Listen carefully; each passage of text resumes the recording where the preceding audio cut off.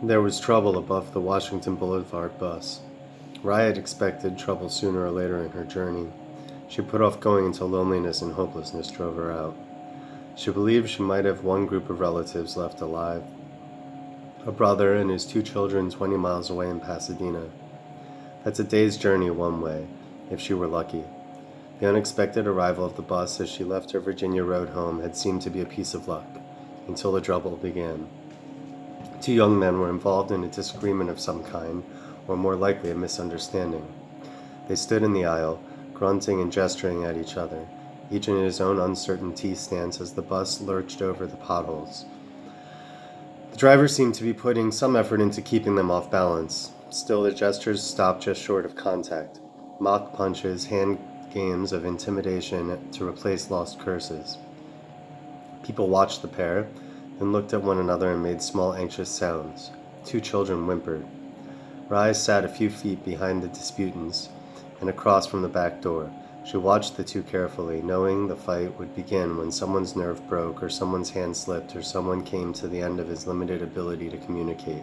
These things could happen any time. One of them happened as the bus hit an especially large pothole, and one man, tall, thin, and sneering, was thrown into his shorter opponent. Instantly, the shorter man drove his left fist into a disintegrating sneer. He hammered his larger opponent as though he neither had nor needed any weapon other than that of his left fist. He hit quickly enough, hard enough, to batter his opponent down before the taller man could regain his balance or hit back even once. People screamed or squawked in fear. Those nearby scrambled to get out of the way. 3 more men roared in excitement and gestured wildly. Then somehow, a second dispute broke out between 2 of these 3, probably because one inadvertently touched or hit the other. As the second fight scattered frightened passengers, a woman shook the driver's shoulder and grunted as she gestured toward the fighting. The driver grunted back through bared teeth. Frightened, the woman drew away. Rye, knowing the methods of bus drivers, braced herself and held on to the crossbar of the seat in front of her. When the driver hit the brakes, she was ready and the combatants were not. They fell over seats and onto screaming passengers, creating even more confusion. At least one more fight started. The instant the bus came to a full stop, Rye was on her feet, pushing the back door. At the second push, it opened and she jumped out, holding her pack in one arm. Several other passengers followed, but some stayed on the bus. Buses were so rare and irregular now, people rode them when they could, no matter what. There might not be another bus today, or tomorrow. People started walking, if they saw a bus, they flagged it down. People making inner-city trips like Rye's from Los Angeles to Pasadena made plans to camp out or risk seeking shelter with locals who might rob or murder them. The bus did not move, but Rye moved away from it. She intended to wait until the trouble was over and get on again, but if there was shooting, she wanted the protection of a tree. Thus, she was near the curb when a battered blue Ford on the other side of the street made a U-turn and pulled up in front of the bus. Cars were rare these days, as rare as a severe shortage of fuel and of relatively unimpaired mechanics could make them. Cars that still ran were as likely to be used as weapons as they were to serve as transportation. Thus, when the driver of the Ford beckoned to Ray, she moved away warily. The driver got out, a big man, young, neatly bearded with dark, thick hair. He wore a long overcoat and a look of wariness that matched Rye's. She stood several feet from him, waiting to see what he would do. He looked at the bus, now rocking with the combat inside, then at the small cluster of passengers who had gotten off. Finally, he looked at Rye again.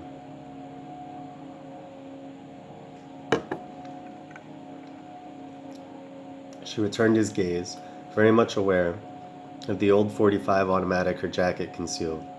She watched his hands. He pointed with his left hand toward the bus. The dark-tinted windows prevented him from seeing what was happening inside. His use of the left hand interested Rye more than his obvious question. Left-handed people tended to be less impaired, more reasonable and comprehending, less driven by frustration, confusion, and anger. She imitated his gesture, pointing toward the bus with her own left hand, then punched the air with both fists. The man took off his coat, revealing a Los Angeles Police Department uniform complete with baton and service revolver. Rye took another step back from him. There was no more LAPD, no more any large organization, governmental or private. There were neighborhood patrols and armed individuals. That was all. The man took something from his coat pocket, then threw the coat into the car. Then he gestured Rye back toward the rear of the bus. He had something made of plastic in his hand. Rye did not understand what he wanted until he went to the rear door of the bus and beckoned her to stand there. She obeyed mainly out of curiosity. Cop or not, maybe he could do something to stop the stupid fighting. He walked around the front of the bus, to the side street where the driver's window was open. There, she thought she saw him throw something into the bus. She was still trying to peer through the tinted glass when people began stumbling out the rear door, choking and weeping. Gas. Rye caught an old woman who would have fallen, lifted 2 little children down when they were in danger of being knocked down and trampled. She could see the bearded man helping people at the front door. She caught a thin old man shoved out by one of the combatants. Staggered by the old man's weight, she was barely able to get out of the way as the last of the young men pushed his way out. This one, bleeding from nose and mouth, stumbled into another, and they grappled blindly, still sobbing from the gas. The bearded man helped the bus driver out through the front door, though the driver did not seem to appreciate his help. For a moment, Rye thought there would be another fight. The bearded man stepped back and watched the driver gesture threateningly, watched him shout in wordless anger. The bearded man stood still, made no sound, refused to respond to clearly obscene gestures. The least impaired people tended to do this, stand back unless they were physically threatened, and let those with less control scream and jump around. It was as though they felt it beneath them to be as touchy as the less comprehending. This was an attitude of superiority, and that was the way people like the bus driver perceived it. Such superiority was frequently punished by beatings, even by death. Riot had close calls of her own. As a result, she never went unarmed. And in this world, where the only likely common language was body language, being armed was often enough. She had rarely had to draw her gun or even display it. The bearded man's revolver was on constant display. Apparently that was enough for the bus driver. The driver spat in disgust, glared at the bearded man for a moment longer, then strode back to his gas-filled bus. He stared at it for a moment, clearly wanting to get in, but the gas was still too strong. Of the windows, only his tiny driver's window was actually opened. The front door was open, but the rear door would not stay open unless someone held it. Of course, the air conditioning had failed long ago. The bus would take some time to clear. It was the driver's property, his livelihood. He had pasted old magazine pictures of items he would accept as fare on its sides. Then he would use what he had collected to feed his family or to trade. If his bus did not run, he did not eat. On the other hand, if the inside of his bus was torn apart by senseless fighting, he would not eat very well either. He was apparently unable to perceive this. All he could see was that it would be some time before he could use his bus again. He shook his fist at the bearded man and shouted. There seemed to be words in his shout, but Rye could not understand them. She did not know whether this was his fault or hers. She had heard so little coherent human speech for the past 3 years that she was no longer certain. How well she recognized it, no longer certain of the degree of her own impairment. The bearded man sighed. He glanced toward his car, then beckoned to Rye. He was ready to leave, but he wanted something from her first. No. He wanted her to leave with him. Risk getting into his car when, in spite of uniform, law and order were nothing, not even words any longer. She shook her head in a universally understood negative, but the man continued to beckon. She waved him away. He was doing what the less impaired rarely did, drawing potentially negative attention to another of his kind. People from the bus had begun to look at her. One of the men who had been fighting tapped another on the arm and pointed from the bearded man to Rye, and finally held up the first 2 fingers of his right hand as though giving 2/3 of a Boy Scout salute. The gesture was very quick. its meaning obvious even at a distance. She had been grouped with the bearded man. Now what? The man who had made the gesture started toward her. She had no idea what he intended, but she stood her ground. The man was half a foot taller than she was and perhaps 10 years younger. She did not imagine she could outrun him, nor did she expect anyone to help her if she needed help. The people around her were all strangers. She gestured once, a clear indication to the man to stop. She did not intend to repeat the gesture. Fortunately, the man obeyed. He gestured obscenely and several other men laughed. Loss of verbal language had spawned a whole new set of obscene gestures. The man, with stark simplicity, had accused her of sex with the bearded man and had suggested she accommodate the other men present, beginning with him. Rye watched him wearily. People might very well stand by and watch if he tried to rape her. They would also stand and watch her shoot him. Would he push things that far?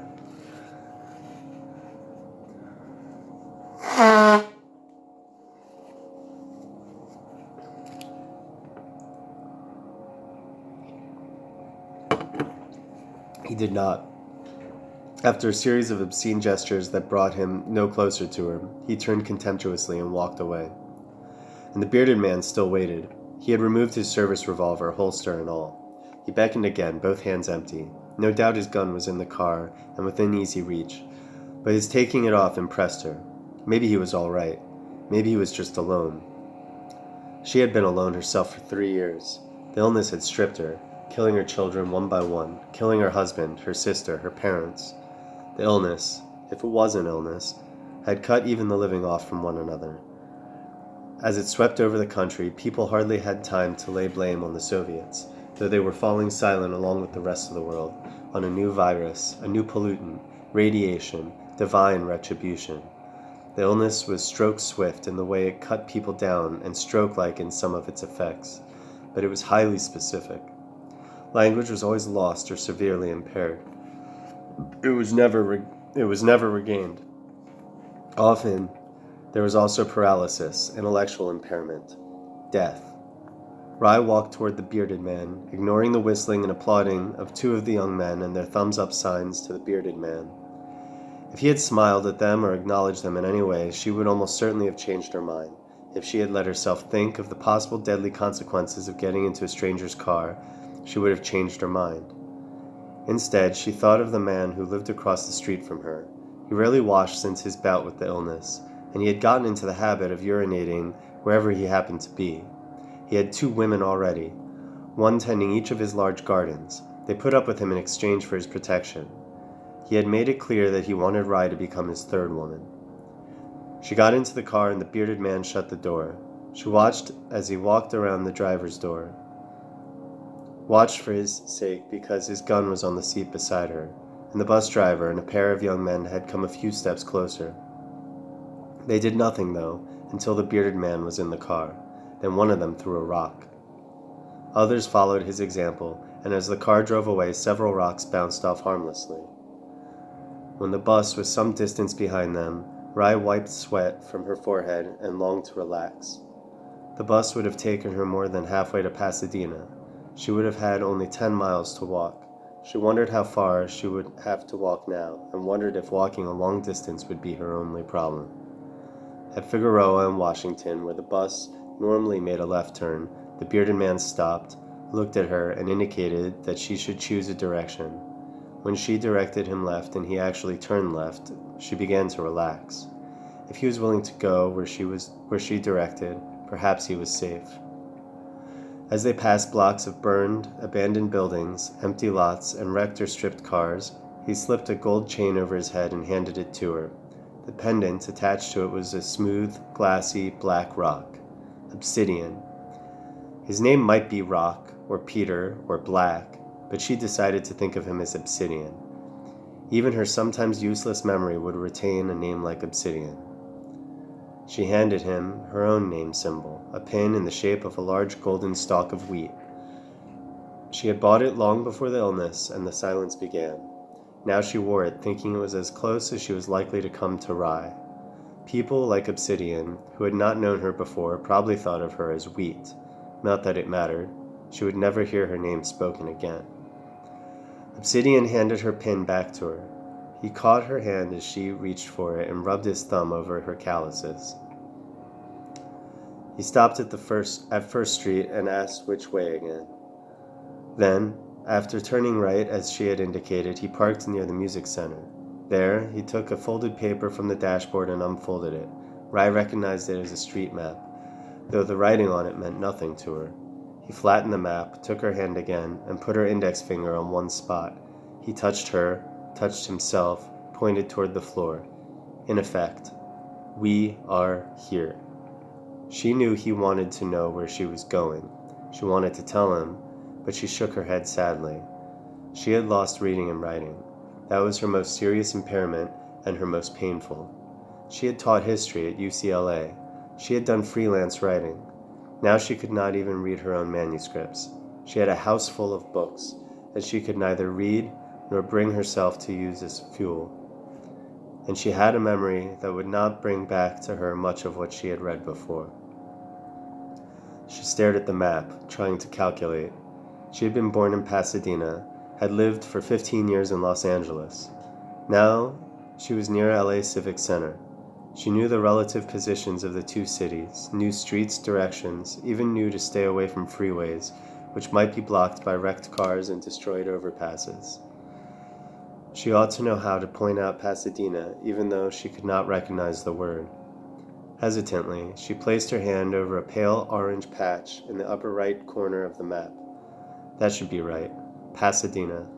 Obsidian lifted her hand and looked under it, then folded the map and put it back on the dashboard. He could read, she realized belatedly. He could probably write too. Abruptly, she hated him. Deep, bitter hatred. What did literacy mean to him, a grown man who played cops and robbers? But he was literate and she was not. She never would be. She felt sick to her stomach with hatred, frustration, and jealousy, and only a few inches from her hand was a loaded gun. She held herself still, staring at him, almost seeing his blood, but her rage crested and ebbed and she did nothing. Obsidian reached for her hand with hesitant familiarity. She looked at him. Her face had already revealed too much. No person still living in what was left of human society could fail to recognize that expression, that jealousy. She closed her eyes wearily, drew a deep breath. She had experienced longing for the past, hatred of the present, growing helplessness, purposelessness, and she had never experienced such a powerful urge to kill another person. She had left her home, finally, because she had come near to killing herself. She had found no reason to stay alive. Perhaps that was why she had gotten into Obsidian's car. She had never before done such a thing. He touched her mouth and made chatter motions with thumb and fingers. Could she speak? She nodded and watched his milder envy come and go. Now both had admitted what it was not safe to admit, and there had been no violence. He tapped his mouth and forehead and shook his head. He did not speak or comprehend spoken language. The illness had played with them, taking away, she suspected, what each valued most. She plucked at his sleeve, wondering why he'd decided, on his own, to keep the LAPD alive with what he had left.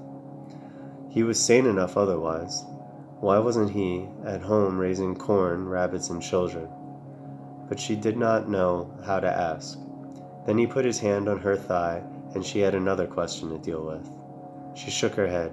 Disease, pregnancy, helpless, solitary agony. No. He massaged her thigh gently and smiled in obvious disbelief.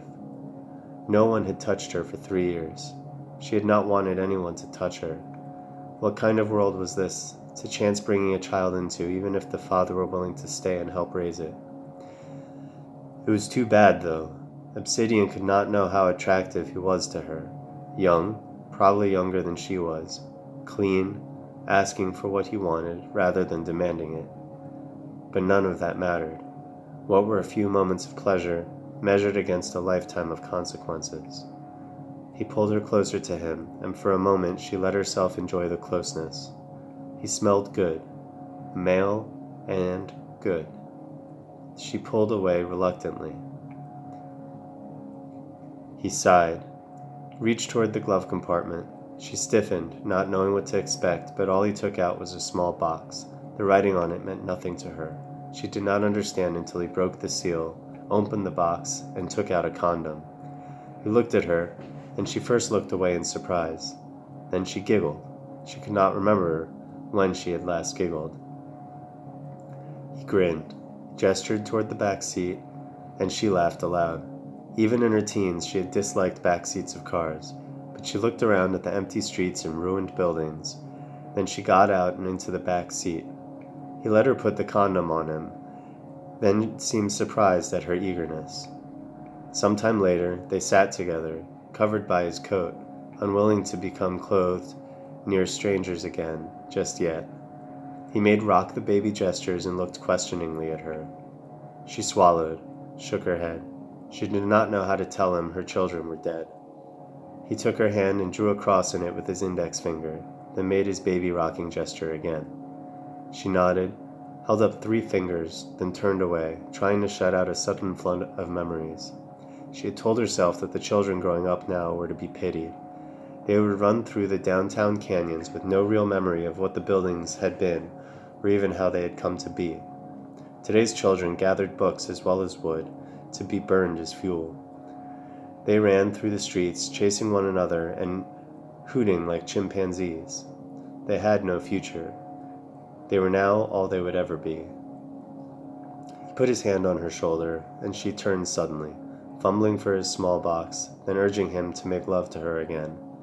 He could give her forgetfulness and pleasure. Until now, nothing had been able to do that. Until now, every day had brought her closer to the time when she would do what she had left home to avoid doing, putting her gun in her mouth and pulling the trigger.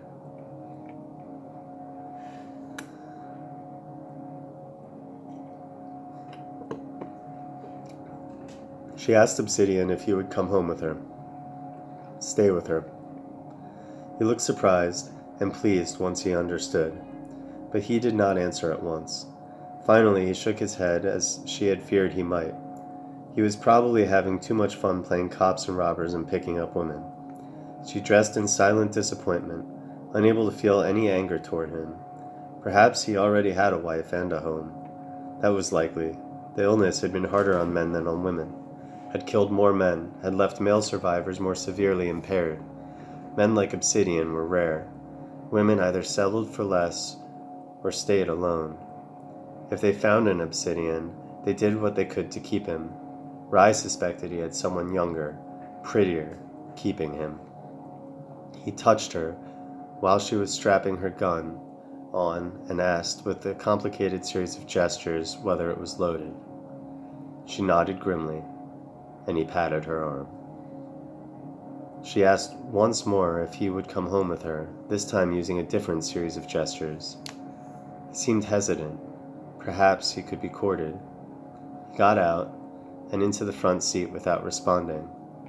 She took her place in front again, watching him. Now he plucked at his uniform and looked at her. She thought she was being asked something, but did not know what it was. He took off his badge, tapped it with one finger, then tapped his chest. Of course. She took the badge from his hand and pinned her wheat stalk to it. If playing cops and robbers was his only insanity, then let him play. She would take him, uniform and all. It occurred to her that she might eventually lose him to someone he would meet as he had met her, but she would have him for a while. He took the street map down again, tapped it, pointed vaguely northeast, towards Pasadena, then looked at her. She shrugged, tapped his shoulder, then her own, and held up her index and second fingers tight together, just to be sure. He grasped the 2 fingers and nodded. He was with her. She took the map from him and threw it onto the dashboard. She pointed back southwest, back toward home. Now she did not have to go to Pasadena. Now she could go on having a brother there and 2 nephews, 3 right-handed males. Now she did not have to find out for certain whether she was as alone as she feared. Now she was not alone. Obsidian took Hill Street south, then Washington west, and she leaned back, wondering what it would be like to have someone again. With what she had scavenged, what she had preserved, and what she grew, there was easily enough food for them. There was certainly room enough in a 4-bedroom house. He could move his possessions in. Best of all, the animal across the street would pull back and possibly not force her to kill him. Obsidian had drawn her closer to him, and she had put her head on his shoulder, when suddenly he braked hard, almost throwing her off the seat. Out of the corner of her eye, she saw that someone had run across the street in front of the car. One car on the street, and someone had to run in front of it. Straightening up, Rai saw that the runner was a woman, fleeing from an old frame house to a boarded-up storefront. She ran silently, but the man who followed her a moment later shouted what sounded like garbled words as he ran. He had something in his hand. Not a gun. A knife, perhaps. The woman tried a door, found it locked, looked around desperately, finally snatched up a fragment of glass broken from the storefront window. With this she turned to face her pursuer. Rai thought she would be more likely to cut her own hand than hurt anyone with the glass.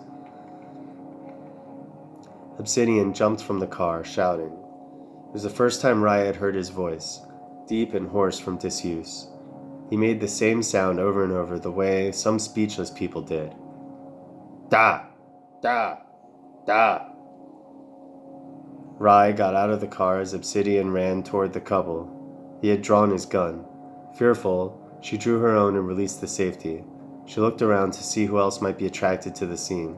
She saw the man glance at Obsidian, then suddenly lunge at the woman. The woman jabbed his face with her glass, but he caught her arm and managed to stab her twice before Obsidian shot him. The man doubled, then toppled, clutching his abdomen. Obsidian shouted, then gestured Rai over to help the woman. Rai moved to the woman's side, remembering that she had little more than bandages and antiseptic in her pack. But the woman was beyond help. She had been stabbed with a long, slender boning knife. She touched Obsidian to let him know the woman was dead. He had bent to check the wounded man who lay still and also seemed dead. But as Obsidian looked around to see what Rai wanted, the man opened his eyes. Face contorted, he seized Obsidian's just-holstered revolver and fired. The bullet caught Obsidian in the temple, and he collapsed. It happened just that simply, just that fast. An instant later, Rai shot the wounded man as he was turning the gun on her. And Rai was alone, with 3 corpses. She knelt beside Obsidian, dry-eyed, frowning, trying to understand why everything had suddenly changed. Obsidian was gone. He had died and left her, just like everyone else. 2 very small children came out of the house from which the man and woman had run. A boy and girl, perhaps 3 years old. Holding hands, they crossed the street toward Rai. They stared at her, then edged past her and went to the dead woman. The girl shook the woman's arm as though trying to wake her. This was too much. Rai got up, feeling sick to her stomach with grief and anger. If the children began to cry, she thought she would vomit. They were on their own, these 2 kids. They were old enough to scavenge. She did not need any more grief.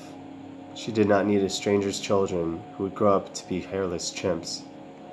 She went back to the car. She could drive home at least. She remembered how to drive. The thought that Obsidian should be buried occurred to her before she reached the car, and she did vomit. She had found and lost the man so quickly. It was as though she had been snatched from comfort and security and given a sudden, inexplicable beating. Her head would not clear. She could not think. Somehow, she made herself go back to him, look at him. She found herself on her knees beside him, with no memory of having knelt. She stroked his face, his beard. One of the children made a noise, and she looked at them, at the woman who was probably their mother. The children looked back at her, obviously frightened. Perhaps it was their fear that reached her finally. She had been about to drive away and leave them. She had almost done it, almost left 2 toddlers to die. Surely there had been enough dying. She would have to take the children home with her. She would not be able to live with any other decision. She looked around for a place to bury 3 bodies, or 2. She wondered if the murderer were the children's father. Before the silence, the police had always said some of the most dangerous calls they went out on were domestic disturbance calls.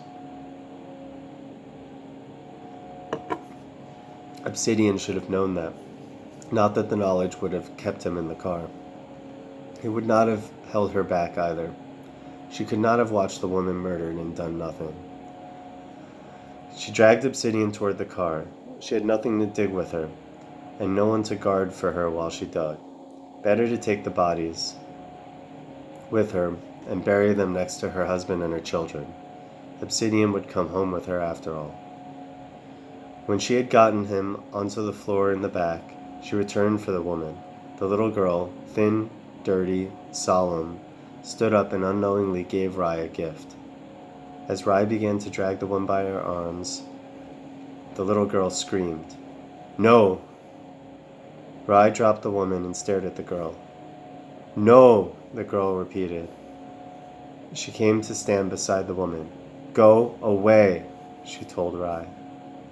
"Don't talk," the little boy said to her. There was no blurring or confusing of sounds. Both children had spoken, and Rai had understood. The boy looked at the dead murderer and moved further from him. He took the girl's hand. "Be quiet," he whispered. Fluent speech. Had the woman died because she could talk and had taught her children to talk? Had she been killed by a husband's festering anger or by a stranger's jealous rage?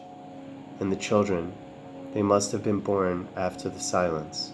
Had the disease run its course then? Or were these children simply immune? Certainly, they had had time to fall sick and silent. Rai's mind leaped ahead. What if children of 3 or fewer years were safe and able to learn language? What if all they needed were teachers and protectors? Rai glanced at the dead murderer. To her shame, she thought she could understand some of the passions that must have driven him, whomever he was. Anger, frustration, hopelessness, insane jealousy. How many more of him were there? People willing to destroy what they could not have. Obsidian had been the protector, had chosen that role for who knew what reason. Perhaps putting on an obsolete uniform and patrolling the empty streets had been what he did instead of putting a gun into his mouth. And now that there was something worth protecting, he was gone. She had been a teacher, a good one. She had been a protector too, though only of herself. She had kept herself alive when she had no reason to live. If the illness let these children alone, she could keep them alive. Somehow, she lifted the dead woman into her arms and placed her on the back seat of the car. The children began to cry, but she knelt on the broken pavement and whispered to them, fearful of frightening them with the harshness of her long, unused voice. "It's all right," she told them. "You're going with us too. Come on." She lifted them both, one on each arm. They were so light. Had they been getting enough to eat? The boy covered her mouth with his hand, but she moved her face away. "It's all right for me to talk," she told him. "As long as no one's around, it's all right." She put the boy down on the front seat of the car, and he moved over without being told to make